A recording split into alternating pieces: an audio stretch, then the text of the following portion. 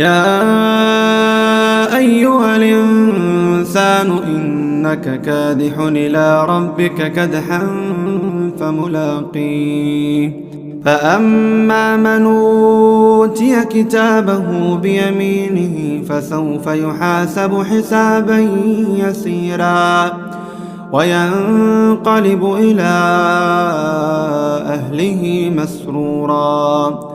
وأما من أوتي كتابه وراء ظهره فسوف يدعو ثبورا ويصلى سعيرا إنه كان في